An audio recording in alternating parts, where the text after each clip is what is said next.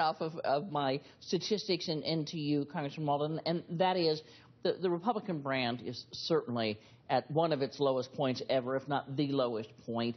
You have inter-party warfare going on. Yeah, and our job is to elect Republicans to office and make sure that there's a check and balance on the Barack Obama administration in Washington.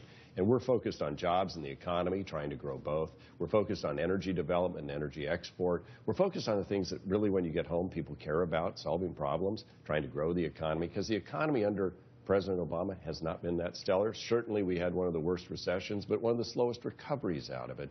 And people are really concerned about the future of the country. Yeah, but people don't much like Republicans these days. What is your overall imagery? We had that big, after the election, the Republican National Committee was going to start changing things and reshaping the image. Right. Hasn't seemed to help Congress at this point. Well, you know, remember, Congress is controlled also in the Senate by the Democrats. So when you talk about Congress approval ratings, remember, you've got Harry Reid and the Democrats running the Senate. And the bills that we've passed in the House, some of which, by the way, have been on pretty big bipartisan margins, to create jobs in America, to develop energy in America, languish in the Senate.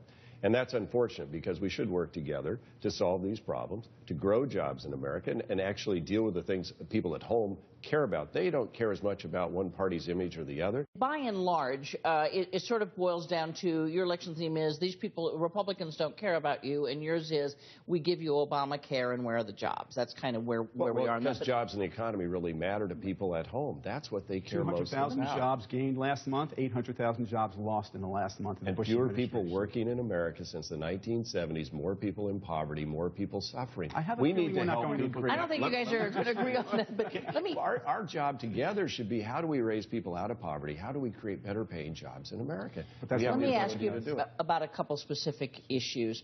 The first is that, as you may know, Attorney General Holder went off script at an event this week where he said that he believes that the treatment he has received in the House, particularly during a hearing this week, would not have happened if he were not African American, that he believes it's racism. He believes the opposition to the president has been based on racism.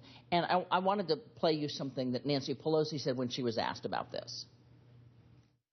I think race has something to do with the fact that they're not bringing up an immigration bill.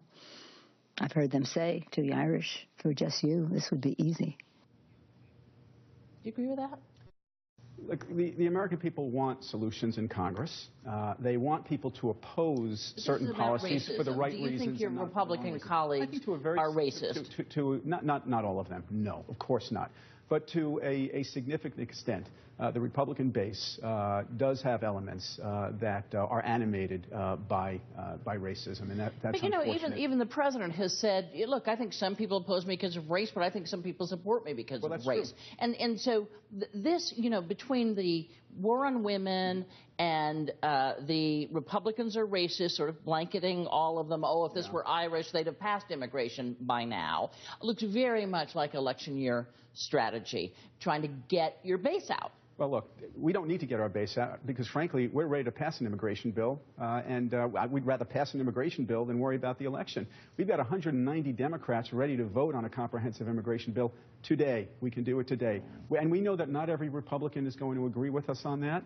It passed the Senate with 67 bipartisan votes. All we need is 20 Republicans, just 20, to vote for that bill, and it will be law. And we don't have to have this debate anymore. But you know how the House works. You're in the minority, and that's, you know, the rules are the rules. Just, right. You know, you don't even have to vote for it. Just the American people want us to at least vote. And I wanted to get your reaction to Nancy Pelosi's suggestion that she does think race is holding up. It's both wrong and unfortunate. You know, there have been a lot of executive overreaches by this administration. We see the latest with Lois Lerner and the whole IRS scandal. We're now finally getting to see the email traffic back and forth.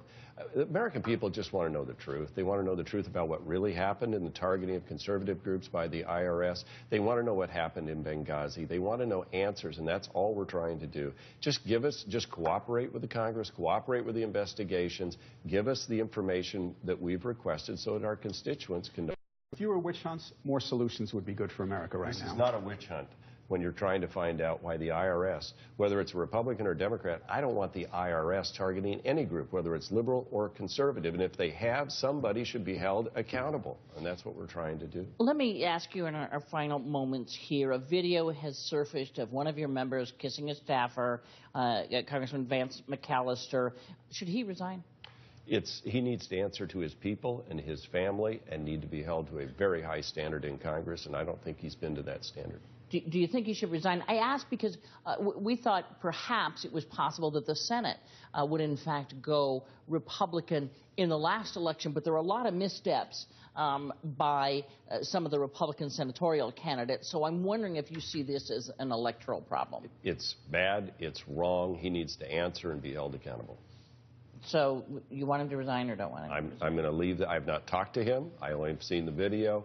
But we should be held to a higher standard than what I've seen in that video. And quickly, and I have something for you, Congressman, as well, but there are reports out that 40 to 50 of your members have already signed on to saying that they will vote against John Boehner. They want him to say he's not going to run for Speaker right after the elections. I've not seen anything that shows me that. But beyond you know that part of your caucus is really unhappy with him. Well, I would tell you this. Nobody works harder to maintain and grow our majority than Speaker Boehner has. He has the toughest job in Washington, D.C. when you think about it. And I think he's done a good job, and I think he'll get reelected as Speaker.